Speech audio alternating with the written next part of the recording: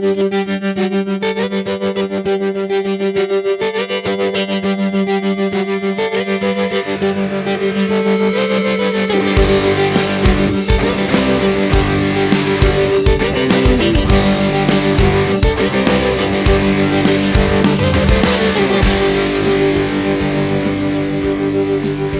we go. From the Silver Creek Studios, I'm Jared, and this is the BFIBs Almanac. On this week's episode, we're going to discuss the Mike Trout contract and compare him to Albert Pujols' first years in the big leagues. Is Trout really the greatest player of all time?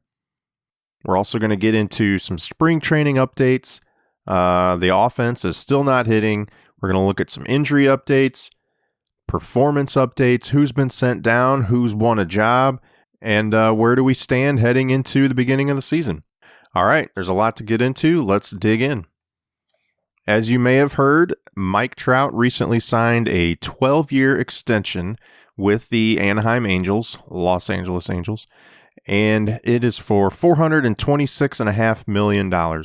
So it's really counts the 2 years he had remaining on his current deal and 10 years beyond that. And it comes out to right around, just right under $36 million a year for the next 12 years. So he is about to turn 28 near the end of this season, in August of this year. So that will make him 39 at the end of the contract, which I believe is the same age that Harper will be at the end of his contract. So it kind of sets that bar. Harper, I suppose, set it.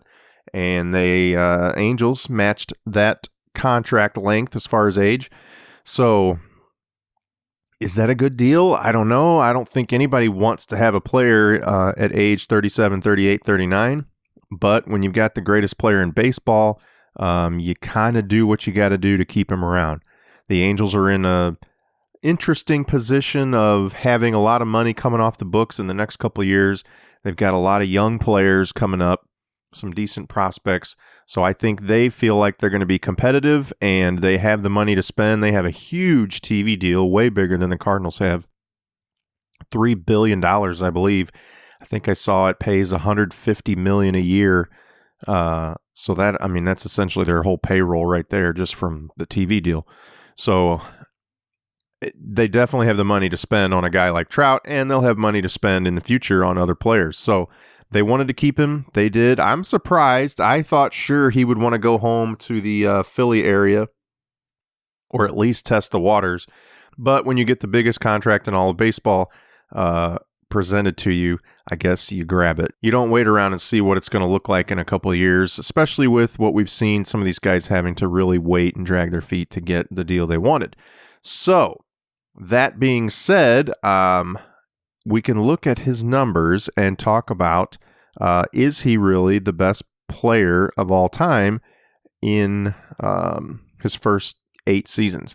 So there was an article written that mentioned that kind of briefly. It said, basically, he has the best numbers of any player to start his career. If you recall, that kind of conversation was said about Albert when he was here for his first 10 seasons. So I wanted to compare Albert's and Trout's numbers.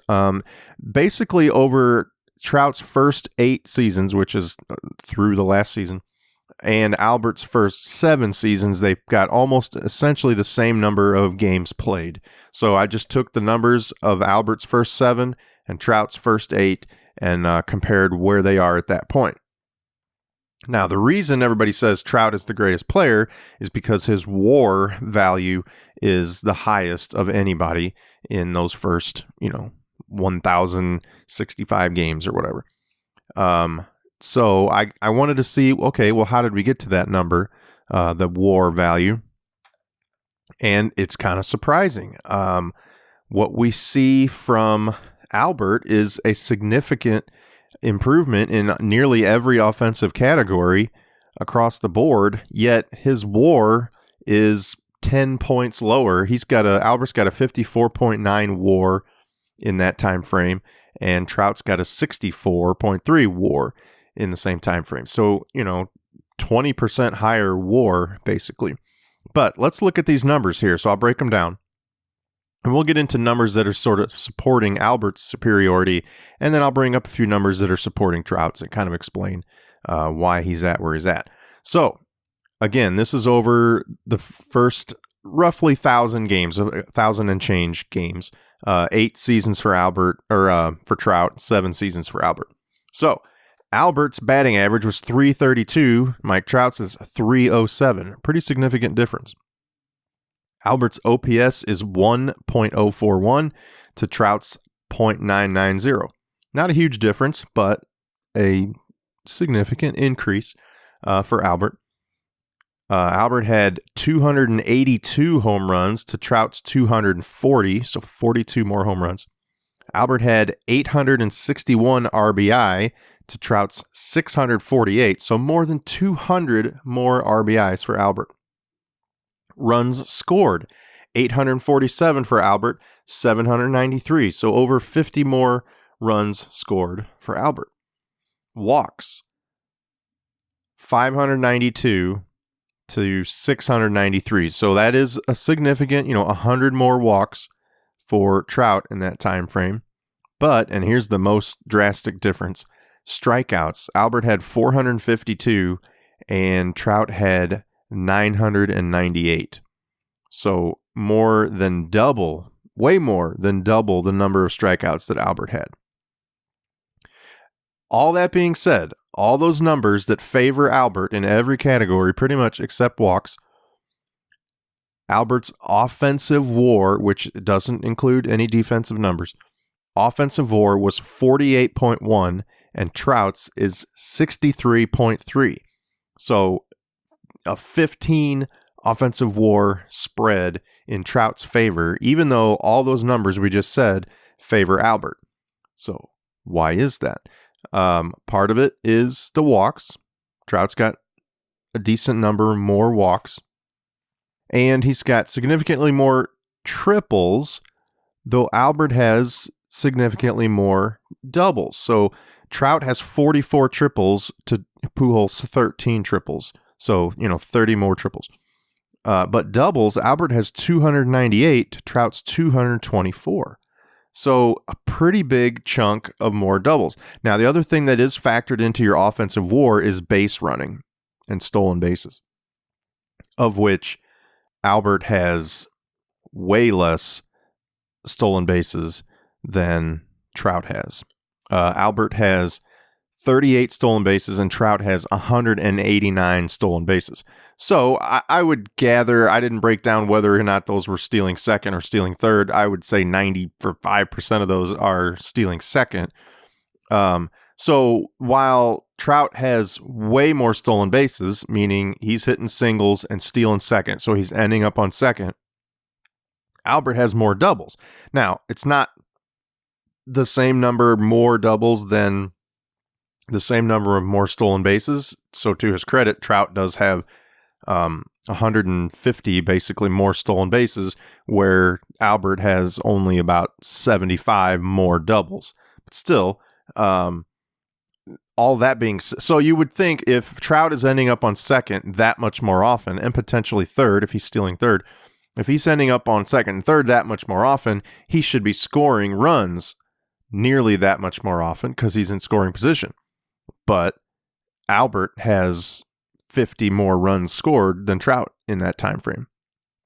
So, you can really start kind of break down, okay, he's got 50 more runs scored, but Trout was at second, 100 times more or whatever, and really kind of get into what does that mean. Now, a lot of people would say, well, what it means is Albert was on better teams during those years. So he's got other players knocking him in, and his RBIs were way higher than Trout's, which means he's got guys on base for Albert to knock in where Trout didn't. He was always hitting singles with nobody on and stealing second, and nobody would knock him in. So you could make the argument that had Trout batted third on the Cardinals all these years, he would have way better numbers than Albert. Maybe. But to me, and that's where these numbers get a little confusing and frustrating, is that you've got these concrete numbers that actually mean, batting average and on-base percentage and home runs. Those are numbers that actually have, that's what they actually accomplished. Where something like offensive WAR and defensive WAR and WAR overall factors in potentially like what you could have accomplished. So because you hit more doubles or because you have more stolen bases, then in the right situation, you would have scored a run or you would have knocked someone in had someone been on base. So your value is higher as opposed to what actually happened over the course of those 1,000 games. Albert knocked more runs in. Albert scored more runs himself. Albert got on base more and hit for a higher slugging percentage. Albert struck out less than half as many times as Trout did. So to me, it's like, okay, all these things that actually happened when you compare their careers, yet they value Trout way higher in all the categories that matter as far as valuing a player. So I don't know. It's kind of interesting. Now, there's some categories called runs batting, runs base running, runs double play, and runs fielding. And again, these are not actual statistics like this is how many runs you scored. It's basically like a rating or whatever based on your performance and, this generic situations as opposed to real life situations. But their runs batting are very similar. Their runs base running, as you can imagine, Pujols is a 9, Trout is a 31. Runs double play, meaning hit into double play, Albert's a -12 and Trout's a +7. So a big swing there too. Albert hit into a ton of double plays, 141 ground into double plays versus Trout's 52.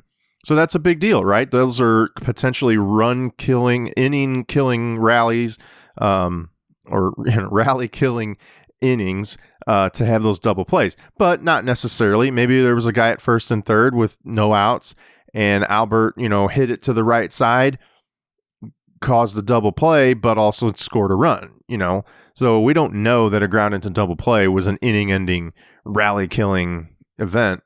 It probably was, it definitely could have been. But at the same time, that being said, even though he's ground into way more double plays, he's also scored way more runs and knocked in way more runs. So again, you have to look at, well, what was the result of his career versus this rating that says, well, in this kind of situation, Trout would be better.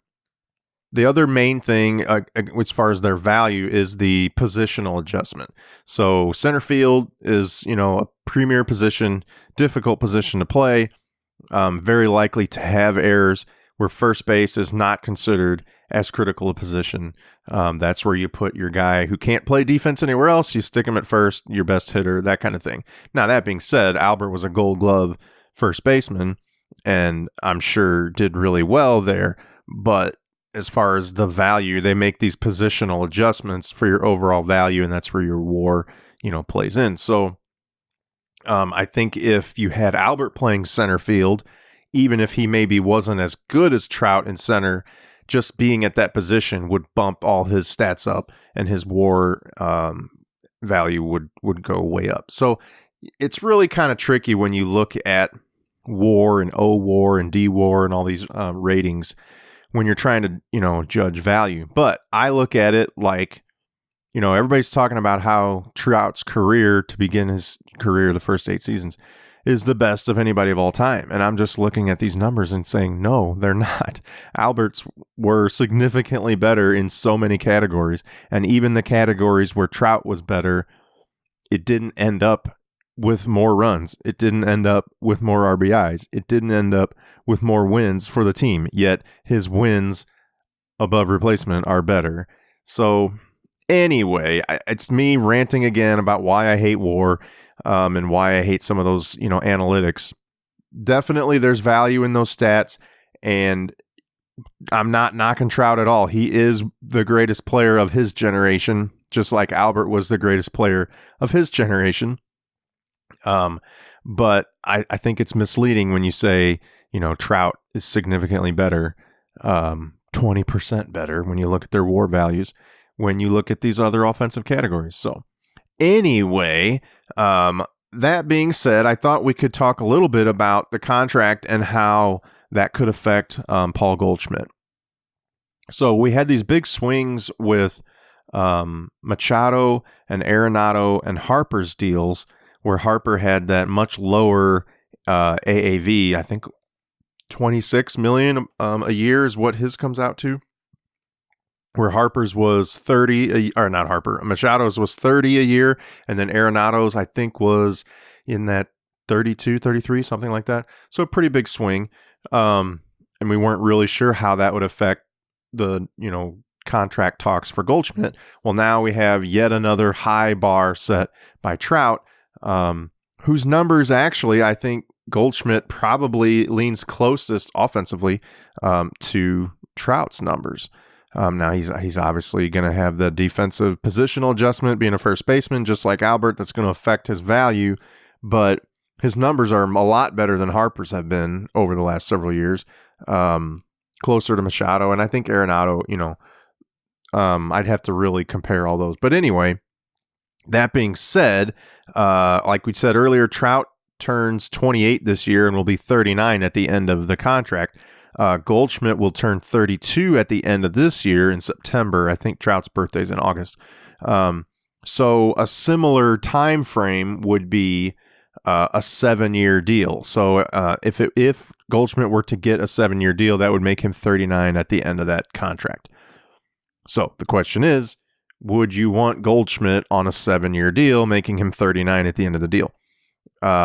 I would say no. As we've discussed in previous episodes, these guys really tend to hit a wall around age 35, definitely around 36, and anything after that, you are gambling, playing with fire, expecting anything really productive out of those guys in those years. So 7 years is way too long to me. Now, Derek Gould of the Post-Dispatch, stltoday.com, he kind of suggested on his own and probably through talking to various personnel that a 5-year, $150 million deal would be a good starting point. So that's $30 million a year.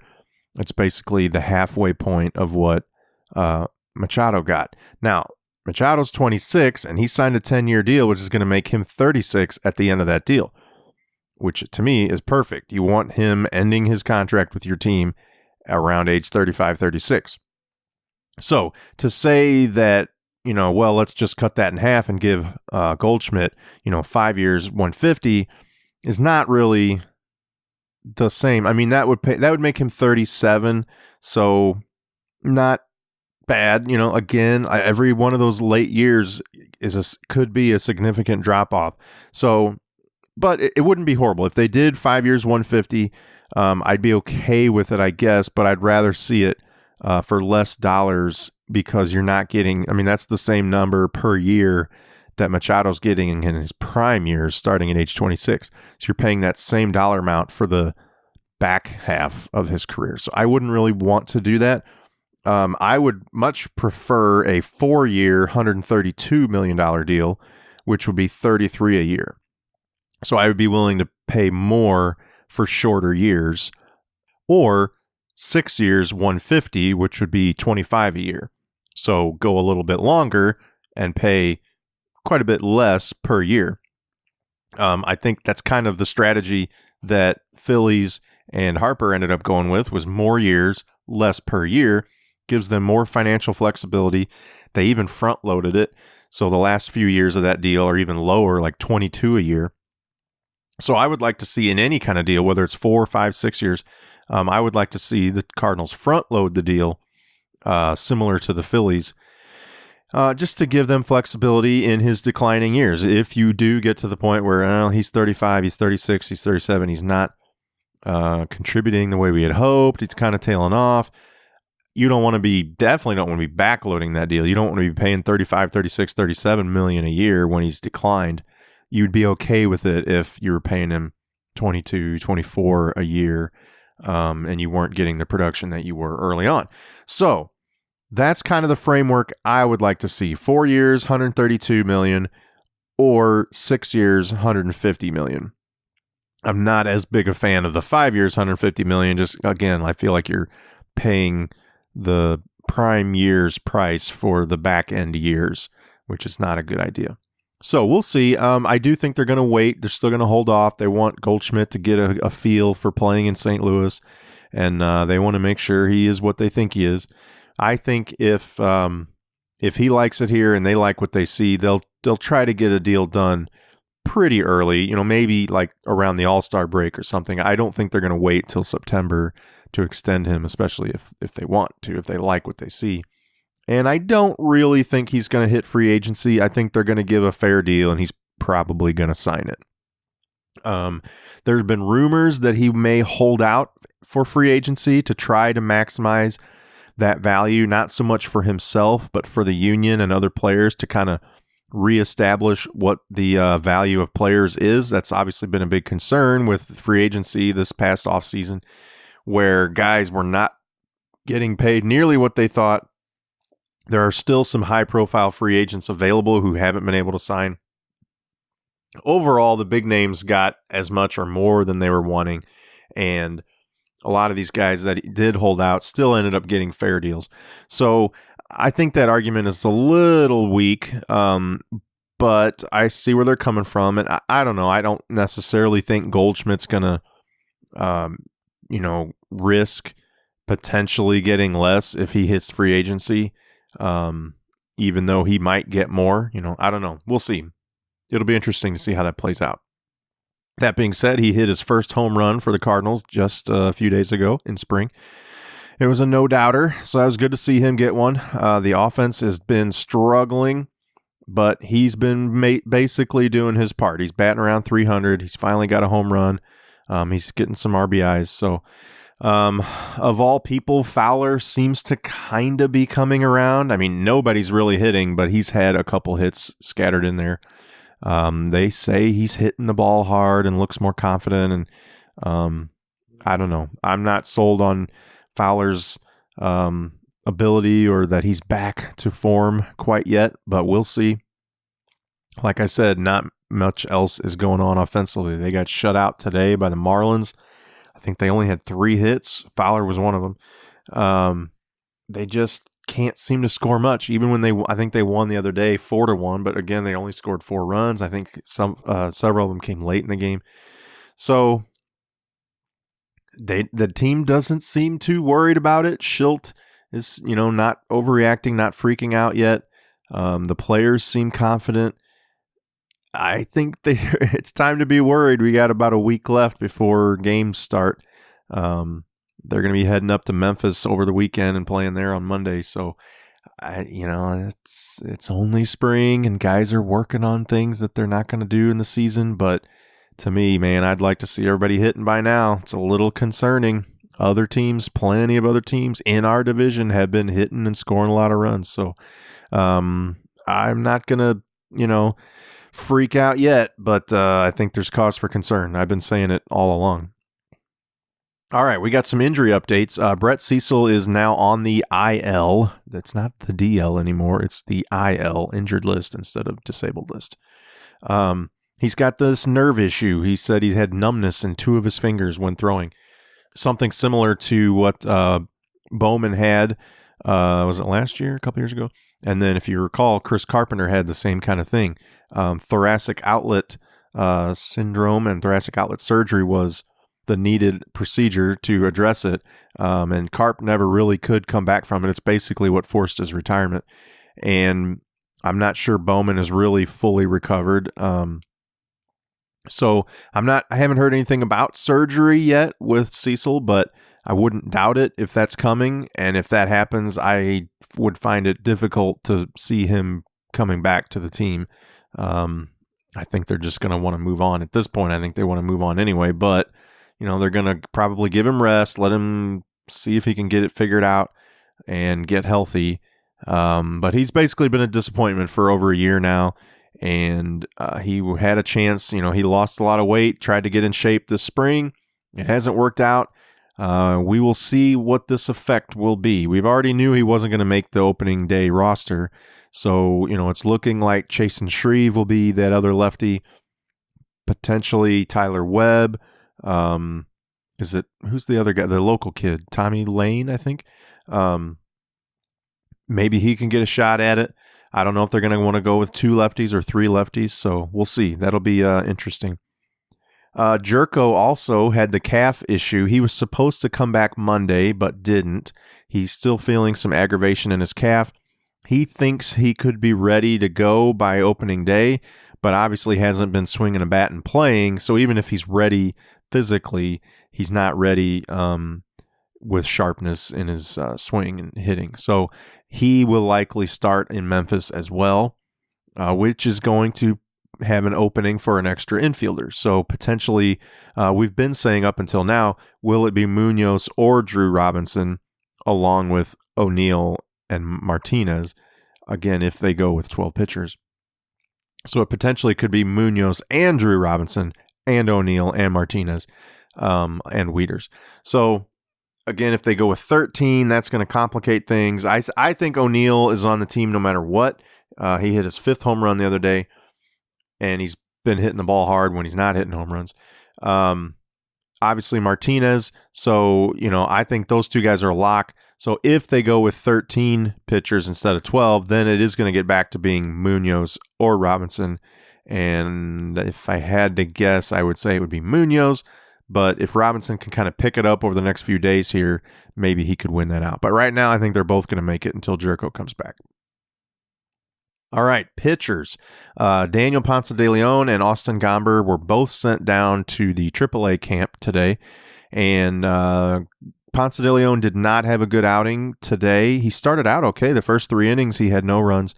And then in the 4th inning, he got shellacked. Gave up 5 earned runs, a couple home runs, I think. And just kind of got rocked, had to be taken out. So he's had a kind of an up and down spring anyway, and he didn't end on a good note, and they sent him down. Now, it wasn't, a punishment demotion. He was likely going to be sent down anyway, but he's going right into the starting rotation in Memphis. He will be a starter down there, and if we need a starter, he will definitely be high on the list of guys to come up and contribute. So he is going to be a valuable piece for the Cardinals this year, but he just needs to work on some things, refine some things in Memphis, and get ready. Kind of the same with Austin Gomber. He was also sent down. He's going to be in the starting rotation for Memphis, and he will be, high on that list of guys who get called up early if we have a need for a starter and potentially relievers. But Gomber was the same way. He had an up and down spring, didn't really end well on his last outing, and he's being sent down. Again, it's not a punishment. He was probably going to get sent down anyway. There wasn't really a spot for him, even with Cecil. They see Gomber as a starter, and they want to get him more innings. So those guys will start in Memphis, but don't be surprised if we see them early on in the season. It won't be a September call-up type thing. Now, Carlos Martinez supposedly is back in camp and ready to throw, I guess. Not in a competitive sense, but he's ready to kind of get conditioned again. He will not be able to be ready for opening day roster, so I expect him to also be in Memphis to start the season. And depending on how he bounces back, he could, be used as a starter. He could be used as a reliever. At this point, it looks to me like they're going to lean towards having him be a reliever just to limit his innings and kind of allow him to ease back into pitching on the big league club.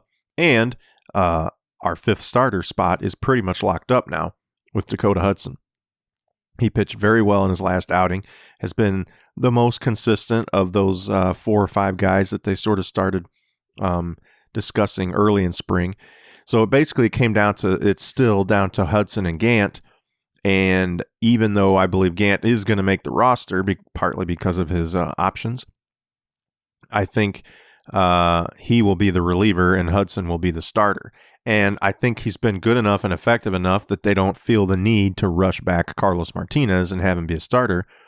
If Hudson's effective as a starter, I can totally see them having Carlos come out of the bullpen and potentially be the closer. They have not named a closer yet.